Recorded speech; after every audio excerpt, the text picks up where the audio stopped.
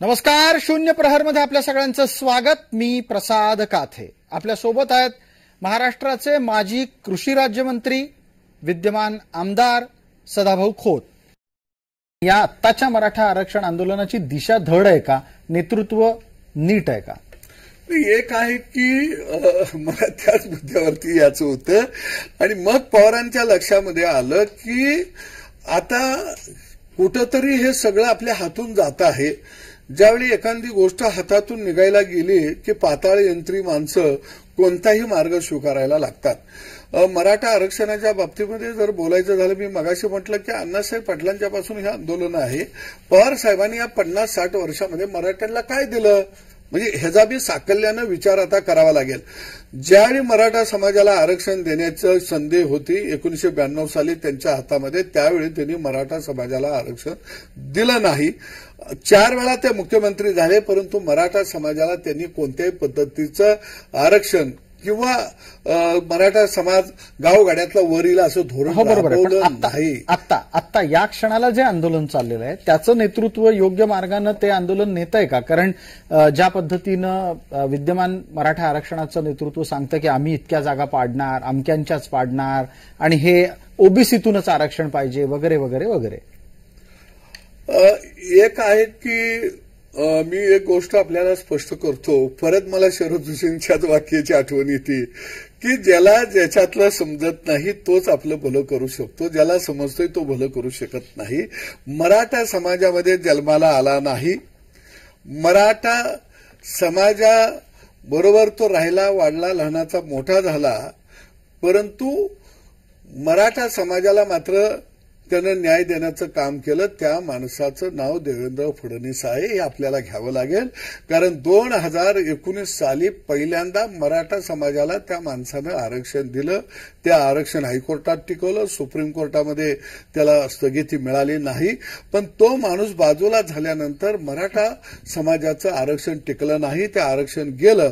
पण ज्यावेळी ते आरक्षण टिकलं त्यावेळी अनेक मराठा समाजातल्या विद्यार्थ्यांना फायदा झाला, अनेक विद्यार्थी आमचे नोकरीला लागले. परंतु आरक्षण गेलं म्हणून पवारांच्या बद्दल या महाराष्ट्रामध्ये कुठेही दंगा झाला नाही, लोक रस्त्यावरती आले नाहीत. याचं कारण प्रस्थापित मराठ्यांनी हे केंद्रानं घटना दुरुस्ती करायला पाहिजे, अमकं करायला पाहिजे, कंगवा केला आणि खऱ्या अर्थानं ते अपयश झाकण्याचं त्या काळामध्ये काम केलं. अण्णासाहेब पाटील आर्थिक विकास महामंडळ पवार साहेबांनी स्थापन केलं नाही, परंतु ते महामंडळ देवेंद्रजींनी स्थापन केलं आणि लाखो तरुणांना त्याच्यातून रोजगाराची निर्मिती केली. सारथी सारखी संस्था निर्माण केली की जी पवारांनी केली नव्हती, ती देवेंद्रजींनी केली. आता आंदोलन ज्या मार्गावर पोहोचलंय त्या मार्गाच्या पुढं काय आहे? विधानसभा निवडणुका तोंडावर आलेल्या असताना तुम्हाला हे आंदोलन कोणाच्या फायद्यासाठी होतंय असं वाटतं? मला वाटतं की मराठा समाजाला आता 50% तर कोटा आम्ही ओलांडलेला आहे. ओबीसी समाजामध्ये मराठा समाजाचा समावेश व्हावा अशी एका बाजूनं मागणी पुढे आलेली आहे. दुसऱ्या बाजूला ओबीसी समाज म्हणत आहे की माझ्या ताटातला घास दुसऱ्याला देऊ नका, ते बिचारे त्यांच्यासाठी लढत आहेत. मग त्यातून पहिल्यापासूनची जी मागणी होती 10% मराठा समाजाला आरक्षण द्यायचं, ते आरक्षण दिलं. त्या आरक्षणाला स्थगिती मिळाली नाही आणि सारथी या दोन्हीच्या माध्यमातून मराठा समाजाला न्याय देण्याचा प्रयत्न सुरू आहे. ईडब्ल्यूएसच्या आरक्षणाचा फायदाही मराठा समाजाला होत आहे. हे 10% आरक्षण आपण कसं टिकवावं या संदर्भामध्ये भविष्य काळामध्ये मला वाटतं काम करणं अत्यंत गरजेचं आहे. पण मराठे काय करणार? पण ज्यांनी दिलं नाही, ज्या पवारांनी काहीच दिलं नाही, 60 वर्ष आमच्यावर राज्य केलं, त्यांना मात्र विरोध होत नाही. पण ज्यानं दिलं देवेंद्र फडणवीस यांनी, त्याच्यावर मात्र आरोप होत आहेत. त्यालाच धमकावलं जात आहे, त्याला संपवणार, त्याचे खासदार पाडणार, त्याचे आमदार पाडणार. अरे पवारानं काहीच दिलं नाही ना. बहुजन समाजाला नुसता पाडला नाही, त्यानं मातीत घातला. त्याला काहीच बोलत नाही. त्यांच्या यात्रा निघत आहेत, त्यांचे लोक निवडून येत आहेत, त्यांना निवडून यावे म्हणून वातावरण तयार केलं जात आहे. पण सदाभाऊ, या प्रश्नाचं उत्तर पटकन द्या की आता मराठे करणार काय आहेत? हे सगळं जे आता आरक्षणाचं आंदोलन चाललंय ते जर समजा राजकीय पक्षात बदलतंय की नाही हा एक मुद्दा, आणि जर बदललं तर मराठे आरक्षण देणाऱ्या पक्षाला मतदान करतील का त्यांना हवा त्यांना मतदान करतील? काय आहे की महाराष्ट्रामध्ये आत्ताचं जे काही मराठा आरक्षण चाललेले आहे त्या प्रस्थापित मराठ्यांनी, वाड्यात राहणाऱ्या मराठ्यांनी गावगाडा आपल्या हातातून निसटतो आहे. गावगाडा खऱ्या अर्थानं एकनाथ शिंदे असतील नाही देवेंद्रजीच्या पाठीशी आता जात आहे आणि देवेंद्रजीने खऱ्या अर्थानं आरक्षणाचा दरवाजा उघडलेला आहे आणि सगळा गावगाडा जर त्या दरवाजातनं आत गेला तर आपल्या सत्तास्थानांना सुरुंग लागल. या भीतीपोटी सगळे वाड्यातले सरदार गावगाड्याच्या विरोधामध्ये कट कारस्थान करून या महाराष्ट्रामध्ये हा प्रश्न जो सोडवत आहे त्याच्या विरोधामध्ये वातावरण तयार करत आहेत आणि हे आता गावगाड्याला 100% कळालेलं आहे.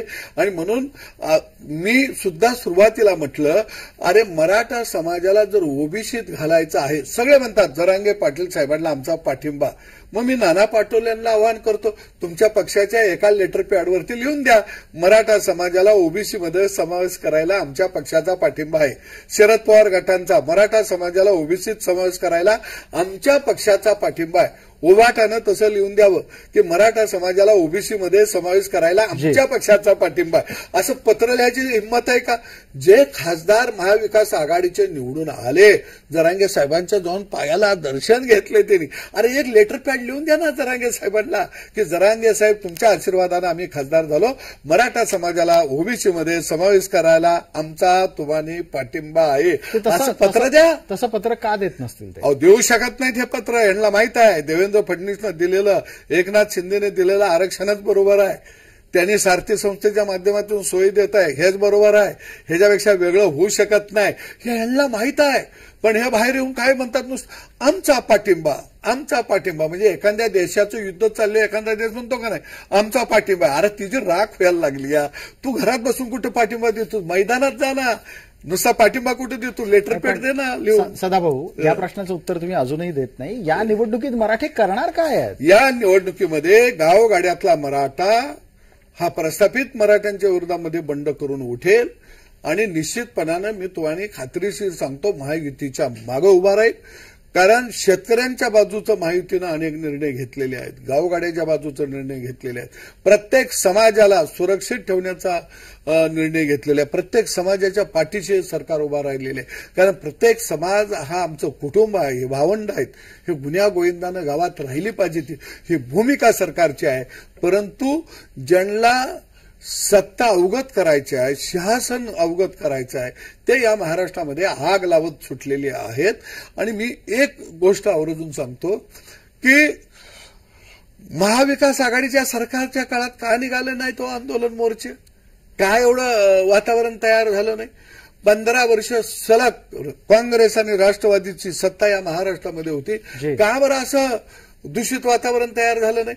ज्या ज्या वेळी देवेंद्र फडणवीस सत्तेमध्ये येतो त्याच वेळी हे वातावरण तयार होतं. याचं कारण की देवेंद्र फडणवीस या व्यक्तिमत्वाकडे व्हिजन आहे, दूरदृष्टी आहे, कर्तबगारी आहे, काम करण्याची उमेद त्या माणसाकडे आहे.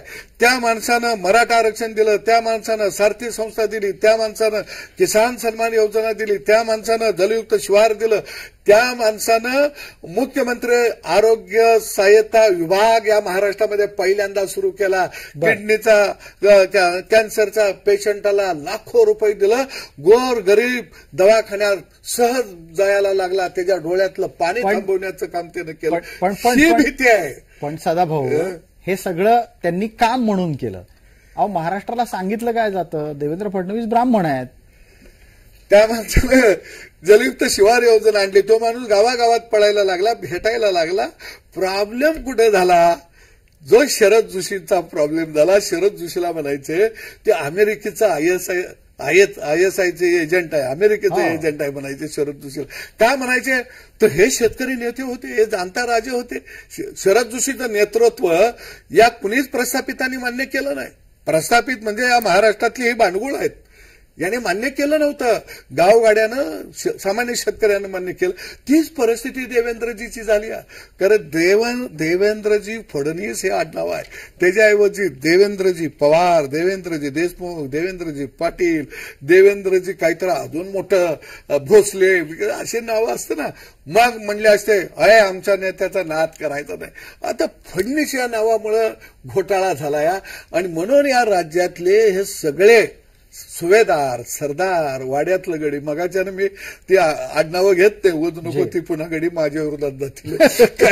मी आपला रयत मराठा आहे, गरीब मराठा आहे मी. पण ह्यांच्या सगळ्यांच्या पोटात दुखतं. एक प्रसादची गोष्ट मी लक्षात आणून देतो की भारतीय जनता पक्षामध्ये बी काही सरदार आहेत, वाड्यातलं गडी आहेत, नाही असं नाही. पण ही खरी भूमिका मांडायला कुठं तयार आहेत? भूमिका कोण मांडतंय? देवेंद्र फडणवीस यांनी घेतलेला निर्णय, त्याचा असणारा दूरदृष्टीपणा, मराठ्याविषयी असणारा कळवळा हे कोण मानतंय? सदाभाऊ खोत मानतोय, प्रसाद लाड मानते ते, तिकडे प्रवीण दरेकर मानते ती. अरे जी वाड्यातलं प्रस्थापित आमचं गडी आहे ती नुसतं गुळमुळीत बसली ती. अरे या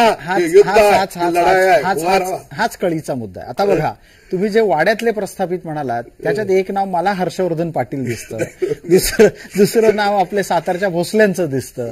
अजून कोणाकोणाची नावं घ्यायची सांगा. भारतीय जनता पार्टीतले प्रस्थापित मराठे फडणवीसांच्या मागे उभं राहत नाहीत, हे तुमचं निरीक्षण आहे, त्याचं कारण पण सांगा मग. आता नाही, माझं निरीक्षण असं आहे की ही वाड्यातले जे लोक असतात ना, हे प्रस्थापित आहेत ना सर, हे भित्री लोक असतात. मी चळवळीतला कार्यकर्ता आहे. कारण ज्याला गमवायची भीती नसती काहीच, ज्याच्याजवळ काही नसतंच गमवण्यासारखं, त्याला अजिबातच भीती नसते. पण ज्यानं कमवलेलं असतं ते बेहतर असतं.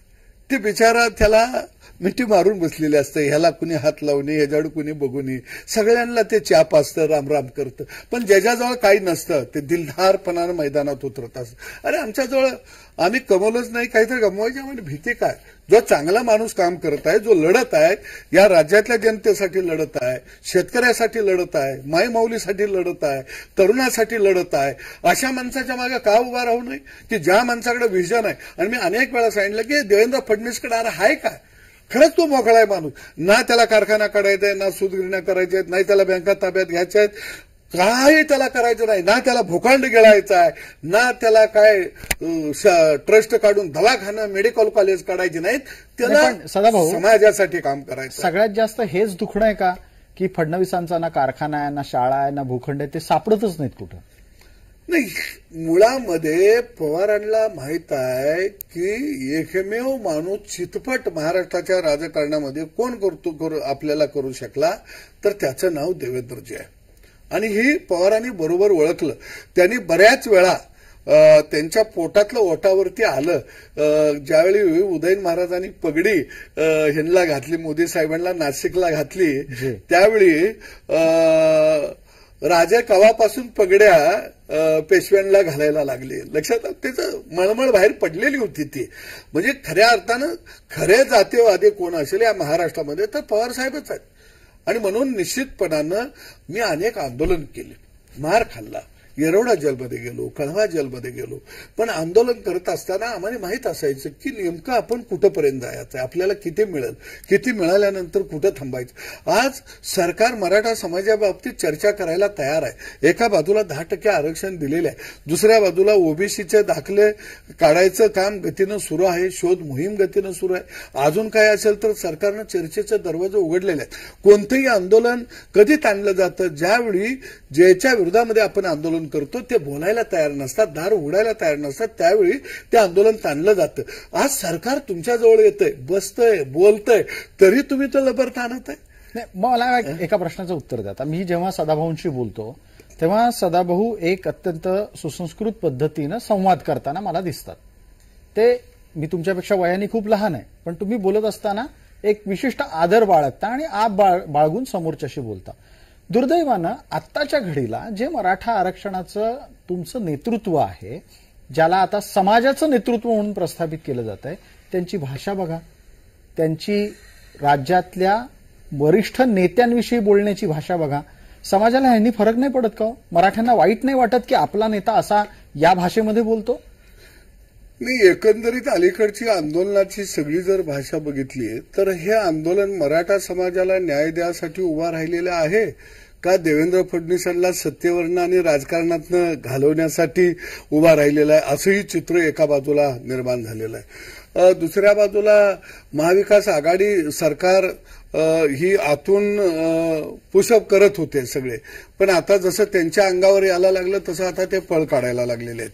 आणि एक गोष्ट प्रसाद भाऊ मी आपल्या माध्यमातून सांगू इच्छितो की तुम्ही महाविकास आघाडीच्या सगळ्या पक्षांनी आपल्या जाहीरनाम्यामध्ये एक पहिल्या पानावर छापावं की महाराष्ट्रातल्या मराठा समाजाला ओबीसी मधून आरक्षण द्यायला आमचा पक्ष कटिबद्ध आहे किंवा आम्ही सत्तेवर आल्यानंतर त्याची अंमलबजावणी करू. जाहीरनाम्यामध्ये तुम्ही छापताय का बघा. हे परत बोलताय तुम्ही, पण माझा मुद्दा होता तो आंदोलनाच्या नेत्याच्या भाषेबद्दलचा. नाही, आणि म्हणून मला ह्या अनुषंगाने म्हणायचं आहे की आता आंदोलनाच्या नेत्यांनाही कळलं की त्यांच्यावर शिवसेनाही नाही, या मताशी सहमत राष्ट्रवादीही नाही आणि काँग्रेसही नाही, हे त्यांना कळलेले आहे. आणि म्हणून मला वाटतं की त्यांच्या आंदोलनाचा मी खरोखर आदर करतो, कारण मी चळवळीतला कार्यकर्ता. त्यांच्यामुळं कुणबी सर्टिफिकेट लोकांना मिळाली, त्याचा काही अंशी फायदा झाला. मराठा समाज हा दुर्लक्षित होता, त्याला आरक्षण पाहिजे होतं, त्याच्यामुळं तो एका टोकावरती आला. परंतु आंदोलनकर्त्या नेतृत्वानं निश्चितपणानं हे आंदोलन भरकटलं नाही पाहिजे. हे आंदोलन एखाद्या व्यक्तीच्या विरोधामध्ये आहे अशी भावना तयार होता कामा नये.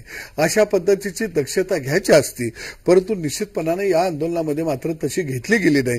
कारण हे मराठा समाजाचं आंदोलन हे पवार साहेबांनी बरोबर डायव्हर्ट करून स्वतःच्या राजकारणासाठी त्याचा मोठ्या प्रमाणामध्ये वापर केला. आज महाराष्ट्रामध्ये शिंदे साहेब मुख्यमंत्री आहेत, मुख्यमंत्री हा बॉस असतो, उपमुख्यमंत्री अजितदादा आहेत, पण टार्गेट मात्र देवेंद्र फडणवीसला केलं जातं. याचं कारण काय, तर याचं सरळ कारण आहे की देवेंद्र फडणवीस हाच खऱ्या अर्थानं या प्रस्थापित घराण्यांच्या अनेक वर्षाच्या सत्तेला सुरुंग लावू शकतो. ही भीती आदरणीय पवार साहेबांपासून सगळ्या प्रस्थापित मंडळींना असल्यामुळे टार्गेटवरती देवेंद्र फडणवीस आहे. एक आणखी खुलासा मग मला तुमच्याकडून लागेल. आता तुम्हीही अनेक चळवळी चालवल्या, तुमच्या चळवळींच्या मागे कोणी ना कोणीतरी उभं राहिलं असेल. आता हे जे आरक्षणाचं आंदोलन आहे ते कशा पद्धतीनं पवारांनी वापरलं असा हा तुम्ही दावा मुलाखतीत केला. मग हे आंदोलन वापरलं जात असेल तर ती जरांगींनी घेतलेली सुपारी आहे का? नाही, मी असं कारण मी चळवळीतला कार्यकर्ता असल्यामुळं मी असं काही शब्द वापरणार नाही. परंतु एक या आंदोलनामध्ये तुम्ही मराठवाडा बघितला, काही भागामध्ये जर बघितलं तर पूर्णपणे या आंदोलनामध्ये महाविकास आघाडीच्याच लोकांना मतदान करा अशाच पद्धतीनं त्या ठिकाणी सांगितलं गेलं, निरोप गेलं, बैठका घेतल्या गेल्या. आणि उघड जरागे साहेब म्हणले ना, भाजपचे उमेदवार पाडा. म्हणजे अरे, ज्यांनी आरक्षण दिलं, ज्यांनी सारथीसारखी संस्था दिली, ज्या देवेंद्रजींना अहोरात्र आरक्षण मिळावं ते टिकावं म्हणून गायकवाड कमिशनच्या काळामध्ये त्या माणसानं काम केलं आणि त्या माणसाला सपवा, त्यांचे खासदार पाडा आणि निवडून कुणाचे द्या. ज्यांनी 60 वर्ष सत्ता भोगली, ज्यांनी मराठ्यांचं वाटोळं केलं, मराठा शेतकऱ्याचं वाटोळं केलं, मराठ्याला काही दिलं नाही, अरे त्याला निवडून द्या तुम्ही म्हणायला लागला. याचा अर्थ सरळ आहे, हे आंदोलन अरे आमच्या रयत मराठ्यासाठी, गरीब मराठ्यांसाठी नव्हतं. हे आंदोलन वाड्यातल्या मराठ्यांच्यासाठी होतं आणि त्यातून सत्तेचं मार्ग त्यांचा जात होता, सत्तेचा उगम तिथं होता, म्हणून चाललेलं हे आंदोलन होतं. आणि म्हणून मी पहिल्यापासून माझी स्पष्ट भूमिका मांडली, सरकार चर्चेला तयार आहे, चर्चा करा. 10% सरकारनं आरक्षण दिलंय ते आपण टिकवूया. ओबीसी मधनं तुम्ही मागताय ते कायद्यात बसतंय का, ते सरकारवर टेबलवर बसून तुम्ही त्याच्यातनं मार्ग निघतोय का बघा. पण सरकार चर्चेला तयार असताना आंदोलन चालवायचं म्हणजे हे नेमकं आंदोलन कोणासाठी चालवलं हे स्पष्ट होतं. हे आंदोलन हे पवारांच्यासाठी, महाविकास आघाडीसाठी चालवलेलं हे स्पष्ट आहे ना. कारण मी ऊसाचं आंदोलन केलं, सोयाबीनचं केलं, दुधाचं केलं. त्यामागे भूमिका काय असेल, सरकारनं चर्चा करावी, सरकारनं चर्चेला बोलवावं, आमचं ऐकून घ्यावं. आम्ही बोलवलं, सरकारनं समाधान झालं की आम्ही थांबत होतो. लक्षात आलं का तुमच्या? तसं हे आत्ताचं जे आंदोलन चाललेलं आहे, आता मला वाटतं की ठीक आहे, त्यांनी जरा 288 उमेदवार उभा करावा, मुख्यमंत्री व्हावं आणि द्यावं महाराष्ट्रातल्या मराठा समाजाला ओबीसीतून आरक्षण. बघूया समजेल त्यांना, म्हणजे इथं आल्यावर कशा पद्धतीनं चौकट काय असत्या, कायदा काय असतोय ते काम करावं लागेल. पण मी जरांगे साहेबांचं सगळी भाषणं बघतोय, आमच्या नादाला लागू नका, नादाला लागला तर तुमची काही धडगत नाही. म्हणजे हा महाराष्ट्रामध्ये मराठा आरक्षणाच्या आडुशाने एक नवा दहशतवाद जन्माला येतोय का? हे बोलला तर याद राखा, तुम्हाला स्वसणार नाही आमच्या वाट्याला गेला तर. अरे इथं लोकशाही आहे, इथं काय ठोकशाही आहे का? इथं काय हुकुमशाही आहे का? कोण बोलला तर लगेच त्याला टार्गेट केलं जातं. हे चाललंय काय? आणि मी तर स्पष्ट मत आहे, अरे मी बी मराठा आहे, आम्ही गरीब मराठे आहे, अनेक आंदोलन केलं, प्रस्थापित मराठ्यांच्या लाट्या काट्या खाल्ल्या, आणि तुम्ही त्यांचं ऐकून जर अशा पद्धतीनं धमक्या देत असाल तर धमक्या चालत नाहीत. आंदोलनामध्ये तुम्ही प्रश्न घेऊन लढायचं असते, तुम्ही धमक्या द्यायचं नसते. जो कोण बोलल त्याच्या प्रश्नाचं निरसन करायचं असतं. आणि मी म्हणतो तसंच पाहिजे, ह्या मागण्या मान्य कराव्या लागतील हे सांगितलंय. आता त्यांचं कसं करतो बघा. आता काही झालं, कुठेही काय महाराष्ट्रात झालं, हा ते देवेंद्र फडणवीसनंच केलं. जरांगे साहेब, तुम्ही देवेंद्र फडणवीससाठी आंदोलन करताय का मराठा समाजाला न्याय द्यायला आंदोलन करताय, ह्याचं सुद्धा आत्मचिंतन होणं गरजेचं आहे. पण मग याच चर्चेत एक पटकन खुलासा तुम्ही तुमच्याकडून करा की ज्या पद्धतीनं या संपूर्ण आंदोलनाला उत्तर भारतीय जनता पार्टीकडून द्यायला पाहिजे ते दिलं जाताना दिसत नाही, त्याचं कारण काय? आणि दुसरा एक निरीक्षणाचा भाग म्हणून सत्तेतलाच कुठला तरी एक घटक हा सुद्धा देवेंद्र फडणवीसांच्या पायात पाय घालण्याच्यासाठी जरांगेंच्या पाठीशी जातोय का? कसं आहे प्रसाद भाऊ, की काही गोष्टी अशा असतात त्या बोलायच्या नसतात. प्रत्येक गोष्टीला एक वेळ आणि काळ ठरलेला असतो. त्यावेळी ते बरोबर येत असतं. कारण पेरलं की लगेच उगवत नाही, उगावलं की लगेच त्याला कणीस लागत नाही, कणीस लागलं तर लगेच दाणं भरत नाहीत, वेळ असतो. पण एक गोष्ट मात्र खरी आहे की राजकारणाच्या आखाड्यामध्ये प्रत्येक जण आपापली व्यवहारचना आपल्या पद्धतीनं आखत असतो. आणि ही एक शर्यतच आहे. शेवटी शर्यतीमध्ये आपल्याला असं म्हणता येत नाही की पळायच्या अगोदर तूप जोर बैठका मारायला लागलेला आहे, अंगाला तूप लावायला लागलेलं आहे. शेवटी ही शर्यत आहे राजकारणामध्ये. मला वाटतं की देवेंद्र फडणवीस बरोबर मला मंत्रिपदाचा काळ सुद्धा मी काही काळ घालवला, त्या माणसाच्या मी जवळ बैठलं. हा प्रचंड संवेदनशील व्यक्तिमत्व आहे, तुम्हाला मी सांगतो.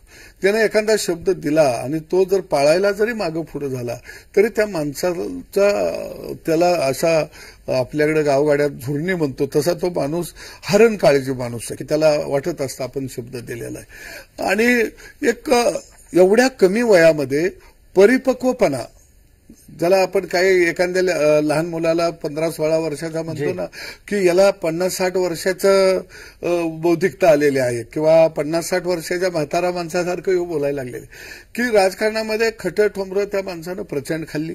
त्या माणसानं अनेकावर दिलदारपणानं प्रेम केलं. पण मी त्या माणसाचे वैशिष्ट्य बघितलं, त्या माणसानं ज्याच्यावर जास्त प्रेम केलं, दिलदारपणानं केलं, तोच लवकर पळून गेलाय.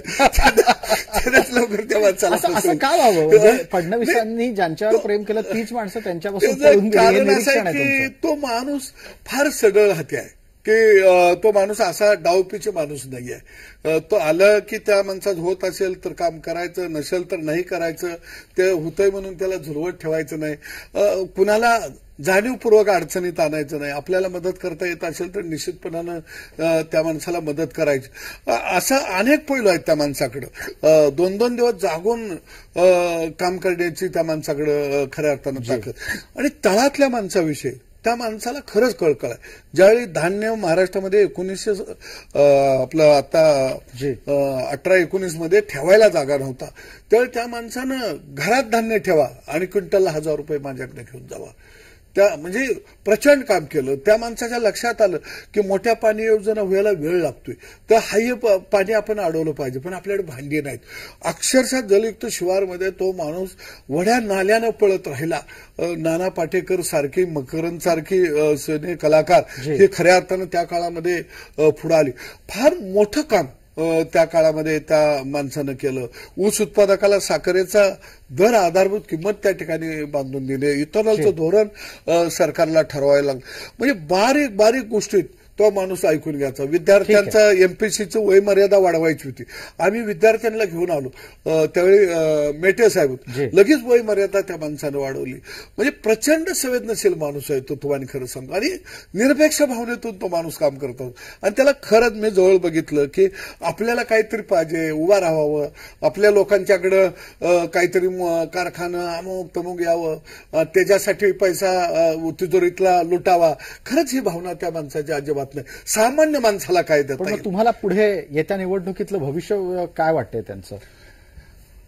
मी निश्चितपणानं सांगतो की आपल्याकडे गावगाड्यात एक म्हण आहे, लंबे रेस का घोडा. काय राजकारण असो किंवा कोणताही मार्ग चालत असताना, कोणताही ध्येय गाठत असताना 2 रस्ते आहेत. एक मळलेली वाट आहे आणि एक काट्याकुट्याची वाट आहे. मळलेली वाट ही त्या माणसाला ती जिकडे जात आहे तिकडे घेऊन जात असते. पण काट्याकुट्याची जी वाट असते ती वाट त्या व्यक्तीला घेऊन जात नसती, तर तो व्यक्ती त्या वाटेला घेऊन जात असतो. काटं कुठं लागलं तरी मी जिकडे जात आहे तिकडे तुला यायचं आहे. तसं देवेंद्र फडणवीस हा मळलेल्या वाटेवरून जाणारं व्यक्तिमत्व नाही. तर त्या कुठल्याच्या वाटेत काय होणार आहे? निश्चितपणानं हा माणूस त्या वाटेला योग्य दिशेने घेऊन महाराष्ट्राच्या राजकारणाचा एक, मी तुम्हाला आत्मविश्वासानं सांगतो, तुम्ही म्हणणार सगळेच बोलते तसे सदाभाऊ बोलत आहेत, पण हा माणूस या महाराष्ट्रामध्ये जी आजची महायुतीची सत्ता आहे ती निश्चितपणानं तो अबाधितच राखेल. कारण तो वाटेला घेऊन जात आहे. म्हणून मी म्हटलं लंबे रेस का घोडा आहे. ते वाटेला घेऊन जाणार आहे. त्याचं पाय जरी रक्तबंबाळ झालं तरी सुद्धा तो जिकडं जाईल तिकडं वाट जाईल. तो कधीही मळलेल्या वाटेनं जाऊ शकत नाही. आणि आता त्याला विरोध करणारे सगळे आहेत हे प्रस्थापित लोक, मी त्यांना प्रस्थापित म्हणतो, कारण आमचा लढाच कायम वाड्याच्या विरोधात. मला वाडा दिसला तरी आजही वाटतं टक्कर मारावी. आणि त्यामुळं हे वाड्यांना पराभूत करण्याची क्षमता आणि गावगाड्याला सन्मानानं उभा करण्याची क्षमता ही खऱ्या अर्थानं देवेंद्र फडणवीस यांच्या जवळ आहे. आणि आजची जी जोडी आहे एकनाथ शिंदे, मी परवाही म्हटलं, करण हा एक पिक्चर मध्ये करण आणि अर्जुन अशी ही जोडी एकनाथ शिंदे आणि देवेंद्र फडणवीस यांची आहे. आणि आधुनिक महाराष्ट्राच्या महाभारतातला कर्ण हा एकनाथ शिंदे आहे. त्यावेळचा महाभारतातला कर्ण हा कौरवांच्या बाजूने होता, आजचा कर्ण हा पांडवाच्या बाजूने आहे. तुम्ही म्हणणार कर्ण हा शब्द एकनाथ शिंदेला का वापरला, तर दानशूर आहे. त्या माणूस गेलं की कुणाचीही जोडी खाली ठेवत नाही, पण तेवढं काम करतो. पण पण पण पण तुमच्या करण अर्जुन सिनेमामध्ये अजित पवारांना काही रोल दिसत नाहीये. कसं आहे की अजित पवार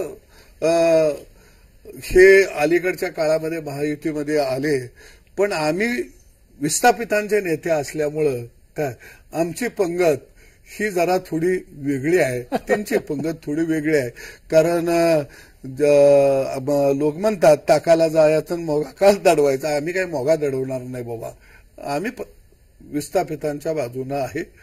अजितदादा जरा प्रस्थापितांच्या वर्गातनं आलेले नेतृत्व आहे, ते मोठं नेतृत्व आहे. आम्ही विस्थापितांच्या बाजूने. काही सल्ला आहे तुमचा अजित पवारांना की आता त्यांनी परिस्थिती बघून आणि भारतीय जनता पार्टी सोबत आल्यानंतर विस्थापितांच्या साठी लढावं, स्वभाव बदलावा, वागणं बदलावं, राजकारण बदलावं? असा मी काही अजितदादांना सल्ला देणार नाही. कारण शरद जोशींनी एक वाक्य वापरलं, परत मी तिथं आलो की ते म्हणले की माझा शेतकरी हा एका दाण्याचे 1000 दाणे करतोय तरी तो लुटला जातोय, त्याचं खळं लुटलं जातंय, पण त्याचं वजन मी कुणाच्या खांद्यावरती टाकणार नाही. तसं आम्ही आमचं विस्थापितांचं वजन मी कुणाच्याही खांद्यावर टाकणार नाही. जिथंवर आम्हाला घेऊन जाता येईल तिथंवर आम्ही घेऊन जाऊ. कारण आमची लढाई आम्ही लढू, पण आमच्या लढाईला एक नवा साथीदार म्हणून खऱ्या अर्थानं अर्जुनाच्या भूमिकेमध्ये देवेंद्रजी मिळाला, म्हणून आम्ही त्यांच्याबरोबर त्यांना घेऊन लढत आहे. पण याचा अर्थ प्रसाद भाऊ असा नाही की मी महायुतीचं सरकार असताना सुद्धा कराड तर सातारा पदयात्रा काढली आणि शेतकऱ्यांच्या प्रश्नाकडे खऱ्या अर्थानं लक्ष वेधलं.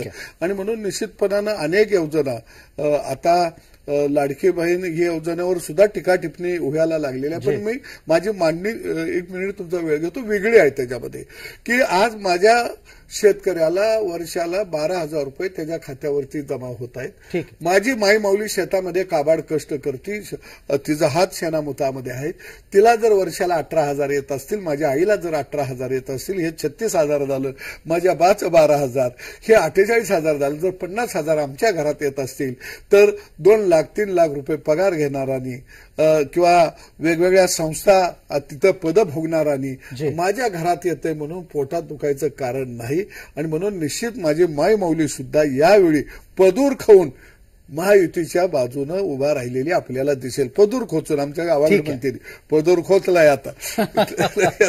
अगदी सदाभाऊ, आपल्याला वेळेची मर्यादा आहे. एक छोटीशी विश्रांती आपण घेतोय आणि लगेचच परत येतोय पुढच्या भागाच्यासाठी.